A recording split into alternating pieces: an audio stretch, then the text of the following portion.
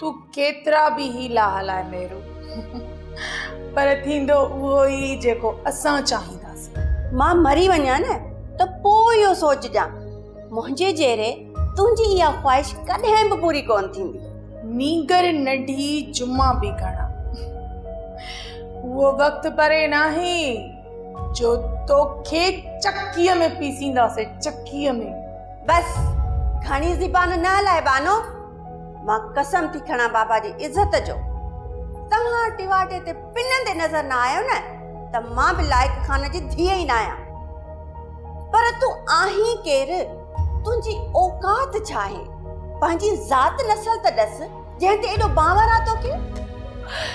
मां धीअ आहियां शाह मुराद जी, ज़ाल आहियां सालार खान जी।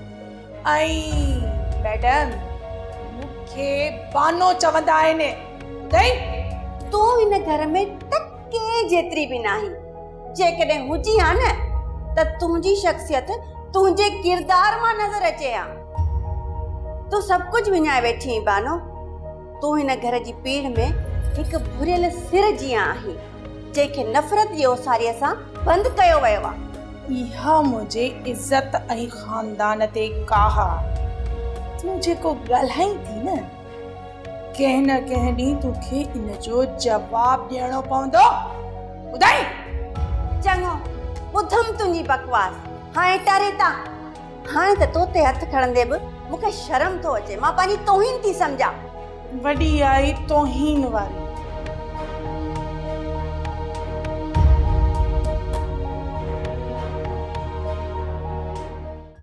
मामा ॻोठ में मुंहिंजा वेरी आहिनि, हू मूंखे जीअण न ॾींदा। मुंहिंजो चोलो चिणगुनि सां साड़े विझंदा। त पोइ जंहिंजी सिक सवाई हुजे हुन ॾांहुं वठी हलाए। को बि फ़ैसिलो नथी करे सघां, छो त चवंदा आहिनि त खून ऐं खथोरी कॾहिं बि लिकंदी न आहे।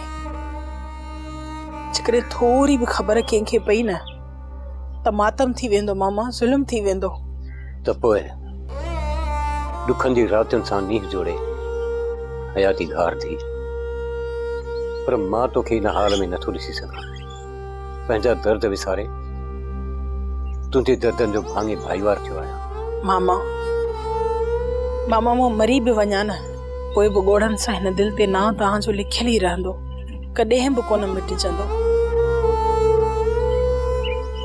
ईअं नथो सदूरी ॾिए, रब तोखे वॾी ॼमार ॾिनी। तोखे ॾिसण सां ई मुंहिंजे दिलि जा ॾुख लही वेंदा आहिनि। सोप सीरियल सिंध जाई तमाम एपिसोड्स ॾिसो हाणे HD क्वालिटीअ में। विज़िट करियो असांजो YouTube channel Sindh TV HD drama. Subscribe कयो असांजो official YouTube channel Sindh TV HD drama ऐं वधीक अपडेट लाइ बेल आइकन खे क्लिक करियो।